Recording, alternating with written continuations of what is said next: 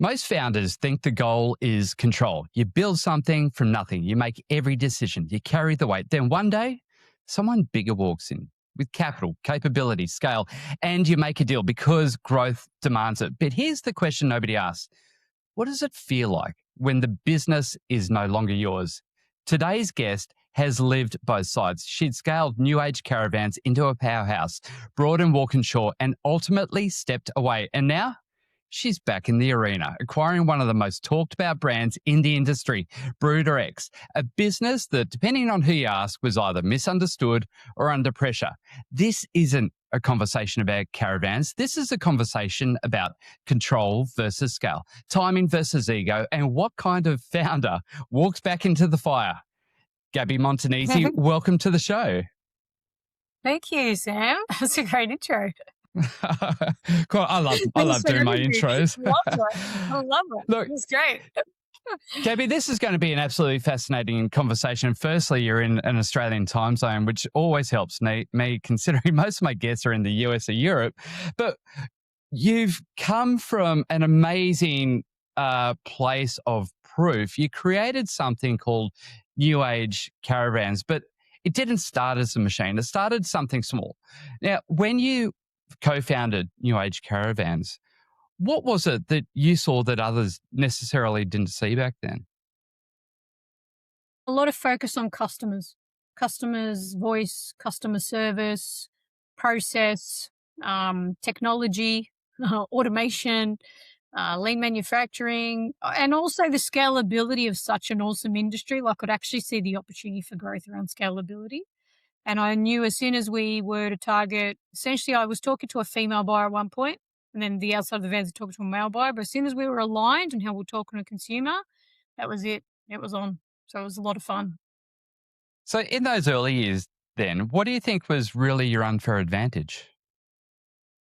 My unfair advantage was probably the fact that I spent so much time wanting to hear customers. I feel like I wanted to get at the forefront. I went to the caravan parks. I walked in all the vans.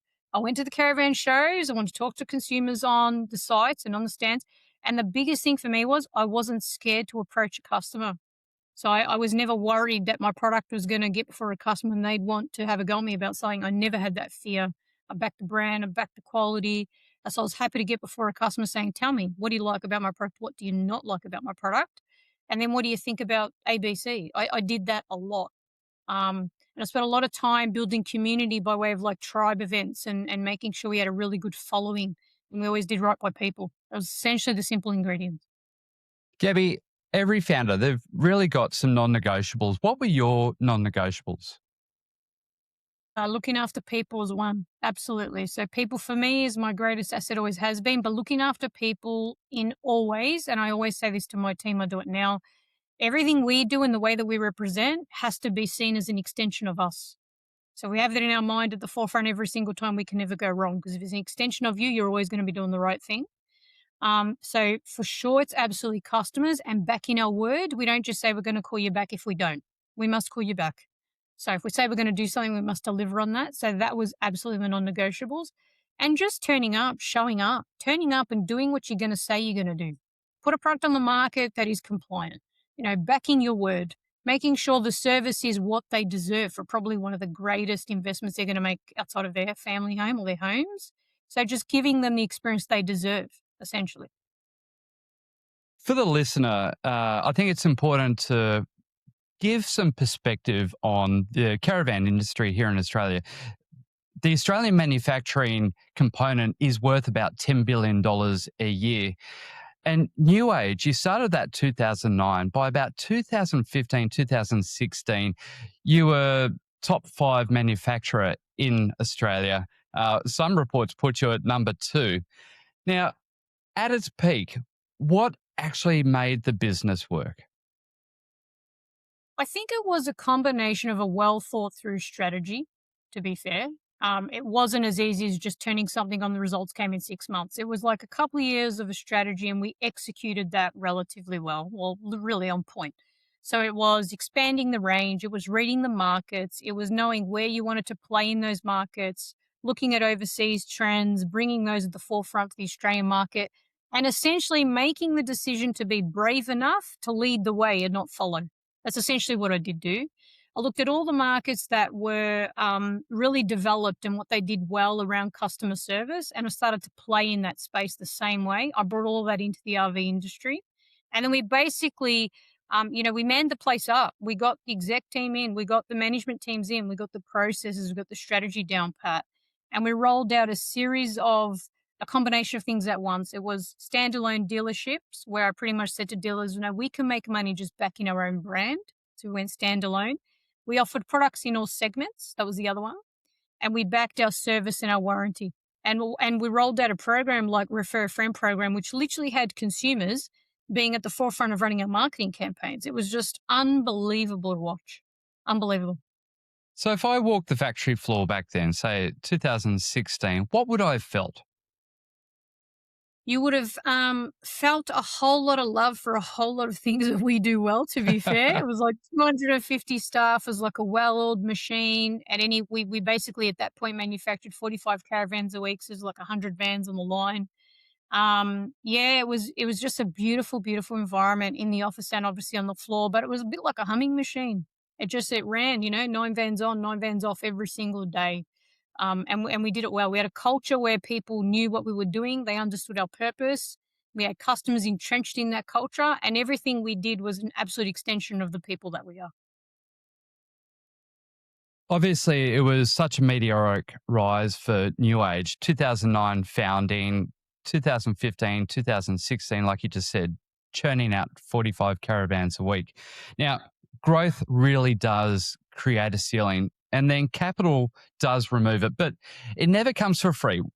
Take me to the moment. When did Walkinshaw first come onto the radar for you? Yeah, so I had a few buyers around me, to be fair, around 2014, 15. Wilkershaw came to me around 2015. What I liked about what Wilkershaw offered was the aspects around innovation. So where I sort of felt like I'd grown the business to almost the ceiling, as you suggested before, was we couldn't go any further than where we were based on the innovation we had available to us within the industry. And what Wilkershaw brought in was world-class OEM, could basically deliver innovation. Well, that was the conversations we had had. And it sort of seemed like a really great relationship and a way to progress forward. So we basically had, a series of months. It would have been 6, 9 months of just having chats and doing due diligence. And then we landed on a plan where we thought we could continue to grow this brand further. Yeah, Walkinshaw, they're very well known for motor racing, for motorsport, for high performance vehicles. And to see this partnership with New Age Caravans to many people doesn't make sense. So, what was it about New Age that made them want in? So for the guys, it was around diversification because they had just a lot of the changes in their automotive relationships and contracts had hit. So around HSV and Holden changes, they were basically doing a lot of their conversion stuff overseas, and they lost a little bit of business. So Wilkeshire were looking for how it is that they could add value to similar products or like products, and where they could add on some of the innovation they were running in automotive into caravans. So that was, I think, where the attraction had started. And I think it made sense in the logics of how it played out, probably didn't go according to plan, I suppose, by way of how they thought innovation would run on the floor. And automotive manufacturing processes are very different to caravan manufacturing processes. So I think it was a bit challenging to integrate some of that innovation on the floor. But from a strategic point of view, it made total sense. So that was the attraction. Let's be real. Were you nervous at all about signing that deal? And what was it? Well, I think you pretty much identify yourself based on a business you've spent so much time in, sacrifice, sweat, tears, you sell a house for, you invest everything you have into it. Like, I put everything, I'd gone through divorce here, and there's so many elements of your life that are just rolled up in an identity that you associate with the business. And I'd literally put everything I had into this business. And so then what the guys were telling me was great for consumers, it was great for customers, it was great for employees, and it was great for the industry. Yes, the industry needs innovation, it needs better controls, it needs better compliance. I was all for it. But personally, it was quite difficult to say, this is a baby you've built and it's not broken, right? And you're going to bolt on for the greater good of scalability and growth. And, it starts to sort of shift in the way that it looks and its elements. It's quite a difficult thing to stand by and watch, to be fair. Yep. I was Look, nervous. I was. I've built businesses for the last 25 years and some of them I've sold off, and it just feels like you're losing a baby. Sort of part of your heart is going with it. The day that deal was done, what changed for you? Uh, what changed for me? Maybe a psychological bit of a shift. I feel like you own a business on your own, it all sits on you. It can be a lonely place owning a business, like it really can, all the pressures you carry and juggling all aspects of life and business, and people relying on you to show up and turn up and deliver. So I felt a little bit of relief knowing I had some support behind me by way of the Walkinshaw crew and the board. And they're really smart people. I sat around going, these people are a whole lot smarter than me. Like I did. I did one of those moments. Like, so I felt a sense of support in that way. So that was probably a psychological shift, I'd call it. Yeah, that's what I felt that day. And I was excited about what they'd bring too. I really was. I was excited about the innovation they'd bolt on. Yeah. A good entrepreneur, Gabby, like yourself, always surrounds them with people smarter than themselves. They never want to be the smartest person in the room. Is that how you always approach business? It is. Absolutely. I will look at the things one I don't like doing and find someone who could do it better than me. I'll look at the things I'm not that good at and find someone who could do it better than me. And I always say, like, I'm only as good as the people that are standing beside me, or I'm just not that good, right? So, absolutely, I'm all for it. And there's nothing wrong in being honest and vulnerable around it and saying you're better at finances is why you're the CFO. Run it. 100%. Yes. This partnership with Walkinshaw, did you find that there were times where your vision and theirs didn't align? Yes. Yeah. Many. Yeah. And then Many. give me an example of one or two. So I think it's just knowing when it's time to just assess a situation, or for this example, was a product, and say we've invested a lot of R&D in this, there's a lot of funds in this, and we've just missed the mark. We've over-engineered it. We spent too much money in it. You're never going to get a return investment. Customers don't like it. It hasn't landed for dealers. And I was really like, that never happened to me before, firstly, but I was really open and honest about those conversations. Um, Whereas I think if you're operating from a different perspective, where I think for the Walkershaw team, which I can understand, is like the first project they're going to deliver the market that has their name on it. So they wanted to deliver it at any cost. Um, and I think for me, it was just, yeah, we're at lockerheads on a couple of different products. Yeah. And the way that they strategically should be rolled into the industry and the price point, and a little bit around dealer management. You know, caravan industry and the way that I had built relationships with my dealers was very different to, I suppose, what they're used to in the automotive space.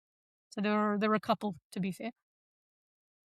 Was there a point, Gabby, where you just go, all right, it's time for me to exit? I did. That's exactly what I did. 2018, probably around mid-year, my dad had obviously been diagnosed with cancer as well. So there's a couple of different factors for me, but I basically realized that I was coming into the office, driving into the driveway park in the car, and I just didn't have the same passion. You know, I just felt like I didn't want to be here, and I never had that experience in the 10 or 15 years before. So I just felt like it wasn't mine anymore once the third tranche had gone through. So at that point, it was time for me to go, and just a little bit of a lack of alignment in the way that we are as people, which is perfectly fine. It happens in business. You just got to know at what point do you exit well, and leave the business in good hands. So at that point, I'd brought in another CEO and transitioned them in. So we did it the right way. But yeah, it's a day you wake up and you know it's time to go. Yep. Is there anything you do differently about your exit with New Age? Yes, I wouldn't have exited. I would have basically managed the entire way the deal was done differently. The conversations that should have been had at the boardroom table, the opting out of the tranches, I would have done differently. A whole host of things I would have done differently. I think once you've gone through an acquisition like that at such a scale like that, and also a company like that, then I feel like I now have the expertise to be able to deal with that again. But I think the first time you just think like you're surrounded by all these other people that know best. So what would you know? And they're a whole lot smarter than you. But I feel like no, I'd stick to the things I intuitively knew well. That was the industry, that was the customers, that was my people, and that was the business. And a lot of the times I took a seat and sat silent on things that I knew were probably not the best way to go, or I lost an argument in. Yep. Gabby, I want to talk briefly about that moment you left New Age, because obviously this was a baby that you gave birth to effectively. Who were you the day after you left? I was a mum, of a teenage boy and a little baby in a very lost place.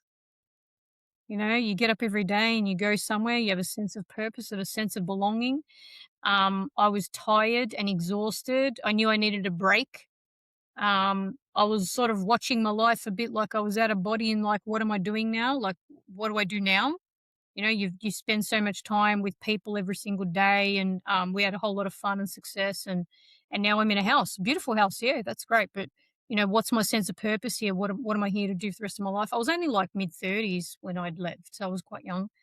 And I knew I wasn't done and retired. I knew that, but I was emotionally, mentally, extremely exhausted. So I knew I needed to take a break. Yeah, it's quite a stressful time, to be honest. Was it a feeling of relief or loss? I reckon a bit of both. I think it's like you go through like relief, loss, and then grief almost. And then you assess all the lessons and the learnings because the development and the growth and the healing in that is really important, or you couldn't come back and reinvent yourself second time round, right? So I spent a whole lot of time looking at the lessons and where are the things I need to improve on and what things I would have done differently to make sure that my second version is, you know, well and truly clear on its purpose and what I'm here for. Yeah.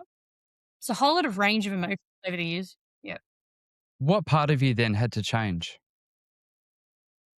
So I think one of the most disappointing things I felt was that you have this realization, you would know this given the amount of business you've said you've had, but you have this realization, this moment where you see that people are also connecting with you based on what you do or what you have. And then the day that that thing's gone, you then see all the changes in all the relationships that you once had every single day. So it's a big pill to swallow because you actually think that people are there for you as a person, but in actual fact, sometimes they're not. They're actually there for the business or what you're giving them or the transaction. And I think one of the biggest lessons I learned is the aspect of more around people and honoring myself more this time round as a priority as opposed to everyone else because I did everyone else first to the detriment of myself. I stayed longer in the business than I wanted to. I wanted to leave early and I didn't for the people and the dealers and I stayed longer. This time round, no, I honor myself first and everything else sort of follows. So my biggest um, takeout was I stayed longer, didn't put myself first, and then that sort of bit me a little bit later on. Gabby, I wanted to now shift the focus and gears into the industry that you've been part of for, about 15, 17 years. The Australian manufacturing industry, specifically related to RVs, caravans as we call them here in Australia, we've seen a lot of consolidation in this industry of late. You know, we've seen some brands struggling, we've seen assets changing hands. Obviously, for those people in Australia, we saw the demise of Zone with the $44 million debt. What is actually happening beneath the surface here in Australia? I think I think it's an industry that still has a lot of potential. I think there's still, you know, customers that are wanting to buy Australian built products and products that Australian manufacturers are putting on the market. I think that COVID was quite successful for the industry. A lot of people buying caravans. And you know, you didn't have to sell a caravan anymore. You're just like essentially order taking. And then COVID's passed, and then people had to learn how to do business again. But customers had changed, the industry had changed, and imports had flooded in. And I think that what happened as a collective industry was no one had worked out the strategy on how to combat it. So it was a little bit like if you can't beat them, join them. So then all the manufacturers, well, a lot of the manufacturers started then getting on the bandwagon to then import more products. And that's just the fastest race to the bottom because they all just start eroding margin. You're going to shows and you're slashing prices. You're not even covering cost on a van. And then essentially you have no money left to service a customer, which is the biggest problem. So I've sort of said this to a lot of the industry associations since I've been back. The CEOs have been great to reach out. My biggest, the biggest thing I can see from the 10 years I've been out to now has been that the customer service and the lack of customer service and the lack of, you know, who the businesses are, the faces of the business, has been the biggest disappointment. We've almost gone backwards. So standing before your product, them knowing who you are, them being able to call you on a phone number and someone answers the phone, just the basics around what customers deserve has probably been the biggest shift I've seen. And not all manufacturers and dealers are doing this. Some are still doing it well, but there's been a huge shift in, you know, basically trying to sell any van at any cost losing a little bit of the morals and values around standing your ground and understanding your competitive advantage or value proposition if you have one. And I think that that's all been lost in the rat race of trying to stay, keeping your head above water and basically trying to stay in business. And it's been sad to sort of see from the outside. And I was lucky enough to have a whole lot of loyal customers reach out to me the 12 months before I came in, literally saying to me, can you please come back and manufacture vans? We want to trade, but we wouldn't pick anyone else. And I was blown away by it, to be honest. And when I go back saying, what do you mean? These people are good, these people are good. They're like, no, there's no after sales service, there's no this, there's no that. And it was all just around the service. So I think it's been difficult to watch, but I think we can bounce back and we can just get on our feet and understand what Shane Manufacturing is here to do and stand before something we all believe in with a level of compliance that the industry accepts. But we have to get better at servicing customers past the point of handover. We've got to be here for the long haul around that. That's the bit that customers have lost. We've lost credibility on, if I can say. You Yep. clearly have your finger on the pulse of this industry. From your perspective, where are some of these, particularly Australian manufacturers, where are they breaking? I think it's not understanding what product you're selling and your why. I mean, like before I came back, I jumped on a whiteboard and like I did the why in the box, the Simon Sinek stuff. Like it's got to start with why. What are you here for? What are you here to do? Or else I'm the same as the other 150 manufacturers putting a box on wheels on the market. So I had to understand my why. I think a lot of manufacturers have probably been in the industry for a long period of time and they know no difference. They just do what they keep doing. The difference that the industry is probably not conned on to yet is the market's changed. Consumers have changed. And we've not adapted the industry towards consumers. But for me, I've basically read the customers first, worked out my why, and now have a combination of a product we'll basically execute to the market that is all of that. From your perspective, what is it that separates brands that survive from those that don't? Surely you've done a huge amount of research on those 150 Australian manufacturers. Is there a DNA that's inherent in these brands that survive? Yeah, absolutely there is. I mean, brand and credibility is one. The people standing behind a business is another. Financial stability is quite clearly needs to be key based on sort of what we're seeing.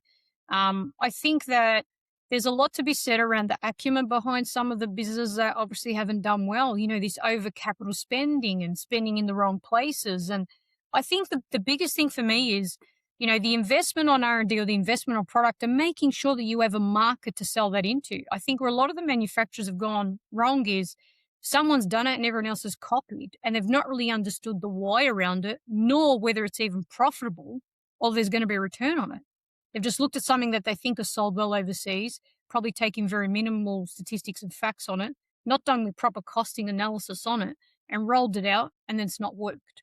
So I think that the market is quite immature in its business acumen around that sort of positioning. And I think it's really important to cost up vans, understand your productivity, understand all your costs. I mean, it's business 101, but essentially it's making sure that you have a market you can sell products to that are profitable.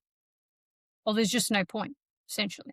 But I think that's where it goes wrong. And everything else that goes with it, the marketing campaigns and following up leads and all the stuff that we know really well. But I just think it's a whole holistic approach to business, people, markets, consumers, the industry. And there's very limited people with a holistic approach, if I can say that today. Absolutely. And you're exactly right when you say that much of the industry misses just the basic facts of business. Like you say, business 101, it's marketing 101, it's finance 101, it's customer service 101. They just can't put it all together. Then you look at someone like Jamie Johnson, who just purchased the assets of Zone, who appears from the outside to have all the components coming together. Originally an industry outside, and from what I understand, a bit of a finance guy. How do you see these kinds of consolidations happening in the market?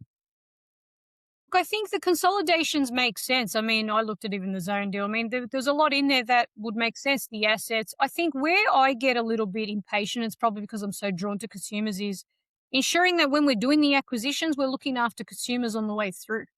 Because ultimately, we can't lift the credibility of an industry and we're doing mergers and consolidation, and we still have a whole bundle of customers that aren't sort of serviced or coming through this process successfully as well. So I think it makes sense. I hear only good things about him. I don't know him personally myself. but there was a whole lot of equipment and assets there that would make sense to the right type of manufacturer that's looking at mass production of a similar type of van. Now, whether or not that comes off for him strategically, I'm not really sure. I'm not across what he plans to do with it. But again, it's building the products offering to the market the same way. Now, Gabby, before we dive into your acquisition of Bruder X, I want to firstly explore the group that you've created called Unknown Destinations Group. What is that all about? So originally we started up and we were going to be Destination Unknown RVs. And then obviously with the conversations with Bruder and just the other opportunities on the table through different RV spaces and contacts, we now have multiple products that are going to hit the line under multiple brands. And some of the brand names are names I can't change because we're basically picking them up under distribution rights from Europe. So we then we had a look at the group and we've moved Destination Unknown RVs is now going to be Destination Unknown Group. And then we have all basically the brands sitting under the overarching group. So that's essentially been the change in short. Part of this is a philanthropy. Oh, I hate that word. It's always too hard for me. Philanthropic. There's always a philanthropic component to Destinations Unknown Group. I want you to talk about that. Yeah, so the foundation is named after my late father. He worked for me actually heading up customer service when I owned Age Caravans. He loved his role.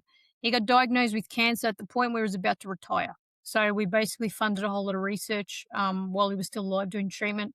And then he passed away in 2018.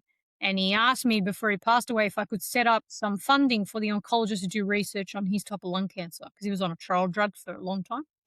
And they told him he'd have 6 months to live, and he lived 2.5 years. So quite clearly, the trial drugs are doing something. So I set up a path, and it's called Frank Montagnese Foundation, and we now do a whole lot of philanthropic work in various spaces. But cancer is obviously a big one for me. I am the chair of Tour de Cure here in Melbourne. We do homelessness, we do domestic violence, we do mental health. So we do a whole host of programs around social impact. And one of the things I found over the years I was doing social impact since I'd sold New Age was I'd walk into like housing estates, so whether it be domestic violence or homelessness, and they'd say to me, "Oh, you're the lady that used to own New Age." I'm like, "Yeah." "Oh, could you build these?" And they're like tiny homes. I'm like, "Oh, I could have if I sold the business, but I don't now." And then I had that happen maybe, 10, 12 times. I'm like, there's something in this. Why did I not do this the first time? And it was the one thing in my strategy I didn't execute before Walkershaw bought me up fully. And it was the giving back and the charity part of just who I am and my dad was and who we are. So now what I've done in this is it's a full ecosystem. It's essentially basically that we will build products. There's a whole lot of work coming our way in the philanthropic space. It's for profit, but there's also an aspect to this where a portion of the profits are put aside and will basically redirect through to the path and the foundation to give back. And that is extensive. Like I basically just give back now because I give back now, but we will do this now by way of products and financial contributions. So it'll be both. Oh, that's absolutely fantastic, Gabby. Now, you exited New Age. You're out of the game for a number of years. Most people exit and they generally stay out, but you went the other way. Why did you decide to come back? I came back quite clearly. One of my first reasons is customers. I cannot tell you how many customers would contact me on social media and Facebook. It's unbelievable. And when I started looking into what was happening, and I probably had 6 or 7 things land at the same time. It was customers. It was my manufacturer I produced New Age Caravans out of. Was they exited the lease early? I had some issues around that. It was social impact work and me wanting to build little modular homes and things around homelessness and youth homelessness. And I could have the ability to do that here. It was some contacts and contracts and some deals I had landed through overseas contacts where they're looking at products for export. And I went, oh, I need to do this again. And then I had a whole host of people who worked for me when I had New Age would literally just ring going, whenever you start up again, I'm coming back. I'm like, who said I'm starting up again? And that just happened over and over. And then I probably had 3 key people at the end. So I had a supplier friend of mine sat me down and he said, are you bored yet? I think you pretend like you're not bored doing all this business coaching, but you must be bored. The industry needs you back and this is why. And he gave me a full summary of where the industry was at. And then I had one of my business partners say to me, you have a real passion for caravans and customers. You need to get back in the space. Like everything we're doing in business is great, but you have a spark when we talk about caravans that is undeniable.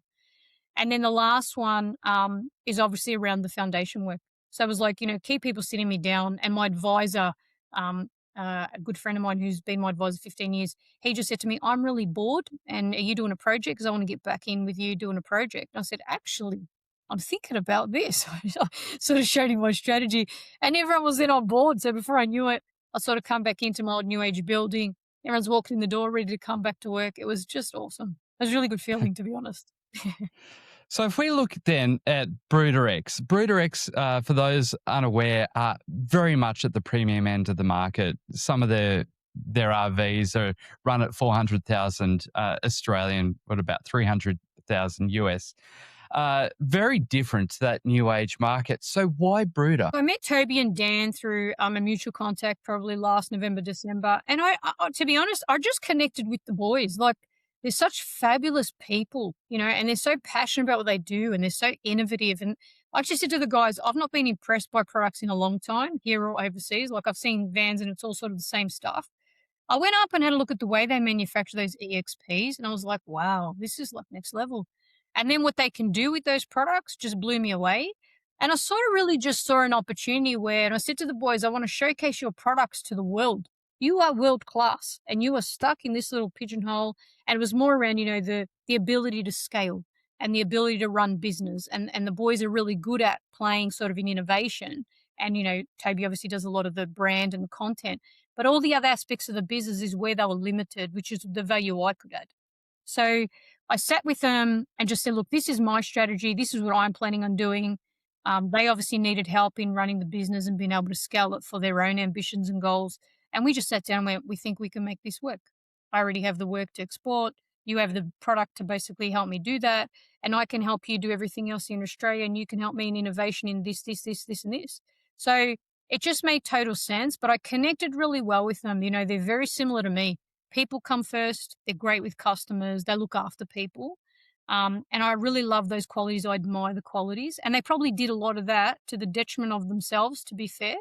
And I could see that. So it's been really good, to be honest. It's been a good process. We've had good conversations. And there's a lot of trust between us already, which is really nice. From the outside, Bruder looked like it was under some pressure. What's the truth? So loaded question, that one, Sam. Yeah, look, I think it's what I said. I think it's basically what I alluded to. So essentially, I mean, there's quite a lot of pressure. I mean, you're building products that are quite, between $300,000 and $500,000. Yeah. So you're looking to basically cash float products of that much, plus expand and grow, and overcapitalized in one or two areas, and then things didn't come off as quickly as they should have in three or four other areas. And it's just trying to keep your head above water. So they essentially just come to me and they were really honest, and they said, this is the part we're good at, and this is the part we're not that good at. And can you help us with this part? And so it made sense. But essentially I think it's a combination of them being tired, them not knowing what move to make next. And I can probably just add in the bits that they're not that great at, like they can me, and I can relieve them of the cash flow pressures. And with me being able to do that means they can do what they do best, which is plain innovation, because that's the bit they do absolutely best. And they also have a whole lot of commercial work on the go there as well.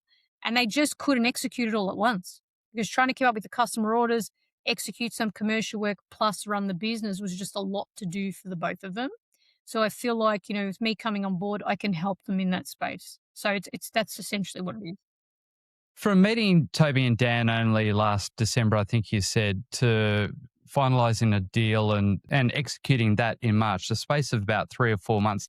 How did you execute a deal so fast? Yeah, so look, I think it was a lot of mutual understanding. It was a lot of conversations that were difficult on, the reality is this, and this looks like this. And if we do this, we can get here by this point. So, they're not easy conversations to be had, but I'll say this, having been on the receiving end of an acquisition, well, I'd sit in the room and feel like I had a business that was completely falling apart and not good enough, because that's typically how it feels when you're being bought out. I had a lot of compassion for them. So I would sit them down. I would say, this may feel like this, but actually what I mean is this, and I can help you with that. And I've been where you are. Your business and your product is world class, but these are the bits that you need help with that aren't running that well. So we had a whole lot of open, robust conversations. And I just have a whole lot of compassion for people who have a business that's then bought out And then what they think they knew and their ability to make decisions then changes, because essentially that's what's happened. And that can be a bit of a knock to the ego. So I just came in from a position of, I'm absolutely here to help. This situation is not great. I'm here to help, and this is how I think we can do that. Now, Toby and Dan didn't just walk off into the sunset. They still are active in the day to day of the business. What are their roles today? Yeah, so Toby is the director of brand and Dan is the director of innovation. So they basically own the streams that they're brilliant at, essentially. And they're working fully in the business. They sit with me on the board and the exec team. We're here to roll out an aggressive strategy and we'll do that really well. But essentially, yeah, they're hands on every single day. Yep. One of the first things when the acquisition was announced, Gabby, was that the name was changed from Bruder X to Bruder RV. And that obviously raised a lot of questions. Why was that change made so fast and right at the beginning? Look, I think for me personally, I always like to start things new. It's just a little personal thing of mine. I'm a bit of a started by new business, a brand new skin, a new entity. It's just how I like to do business. It's a fresh start, clear intention, good energy. Away we go. But essentially, it was just what needed to happen for us to execute the changes quicker.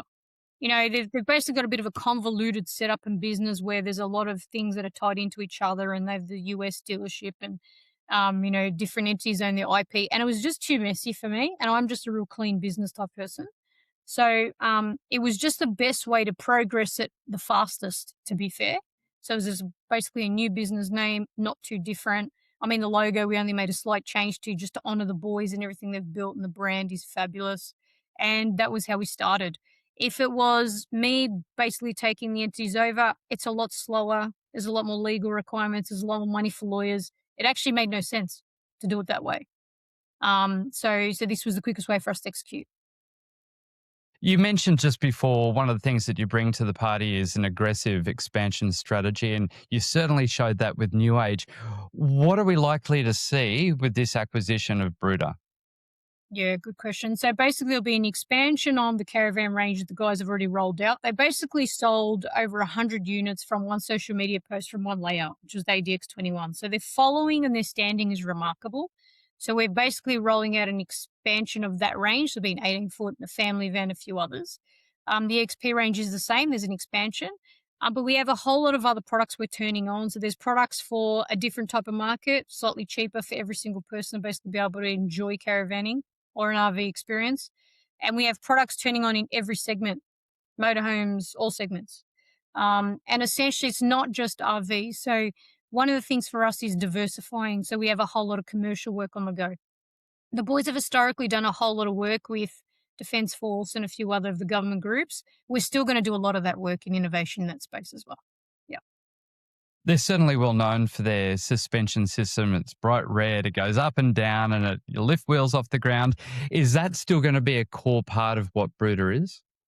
Absolutely. So everything that the guys are known for and they're proud of and remarkable at will stay. Why would we change it? That makes absolutely no sense. And there's a whole lot of other innovative products that the guys have been working on that haven't rolled out to market yet. And with us now being involved, we'll be able to do that faster.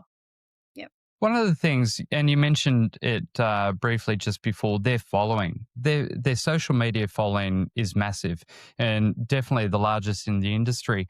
What was it that, from a couple of guys that have created something which is really quite innovative, what is it that people just keep leaning into? Yeah, I think it's the way that the product is. It's the niche market the product has. It's like this whole innovative following, and I can't even explain it. It's like something I've not seen before. I just know it's a huge opportunity, right? So I feel like the boys will come out and say, well, this is the product and this is the suspension. They have so much credibility in what they've done by an engineering perspective and compliance. People trust them. They're a trusted brand. They've delivered products that have done some remarkable things in the caravanning space. They offer consumers experiences that most other caravans will fall apart doing. So what they've done is remarkable, and the footage around it, I was blown away by. So I think that they have some credibility about what they do in innovation. They're a trusted product, a trusted brand.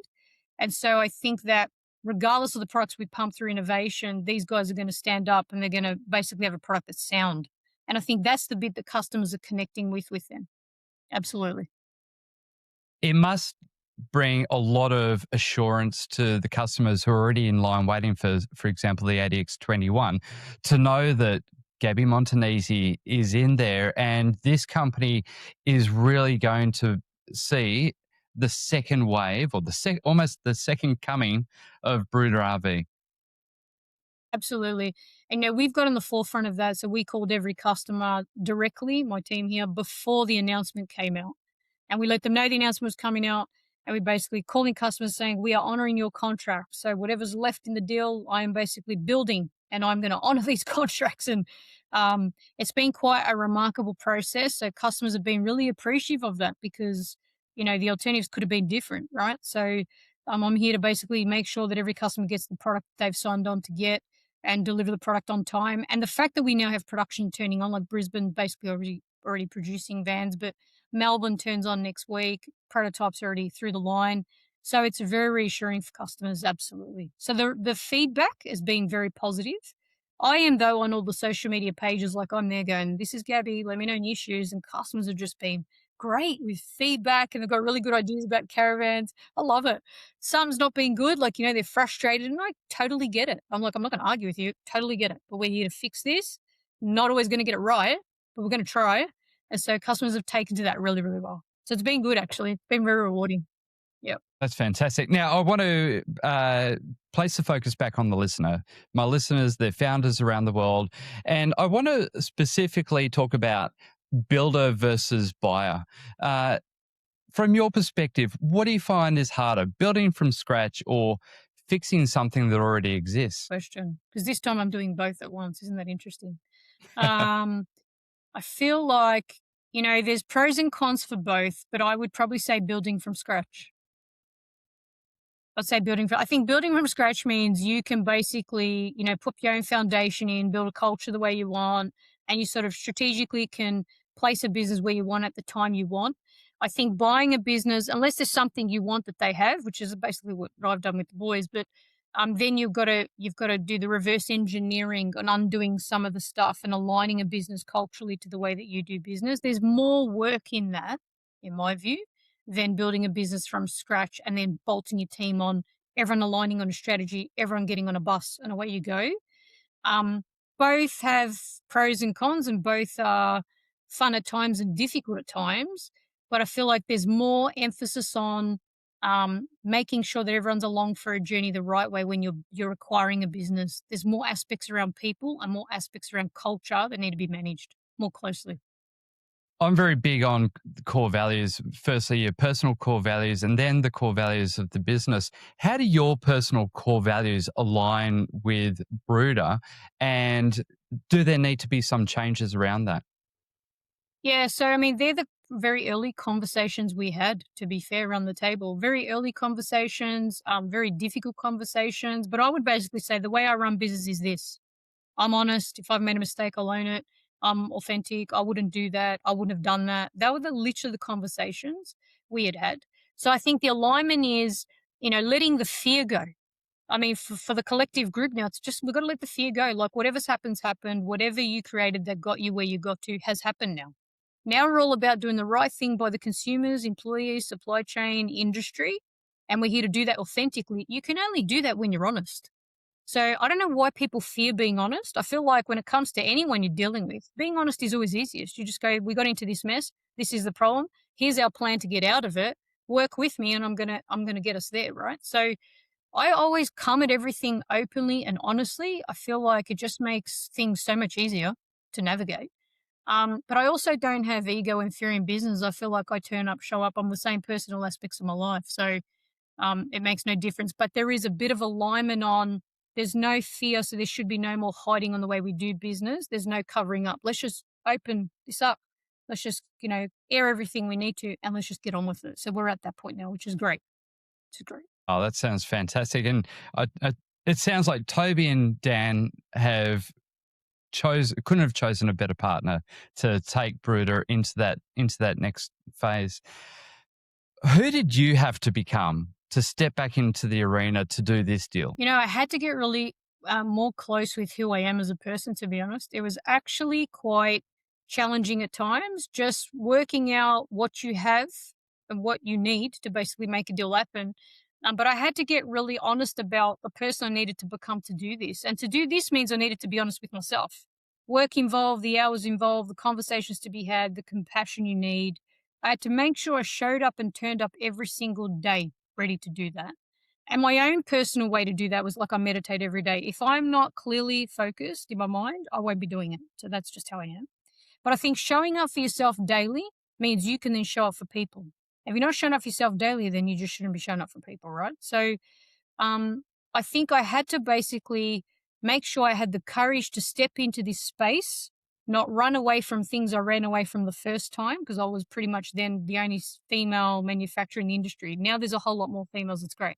But back then it was more difficult to navigate, right? There's a lot more language in a negative way about me then, as in you're only female, how do you be a mum and run a business and all that sort of stuff.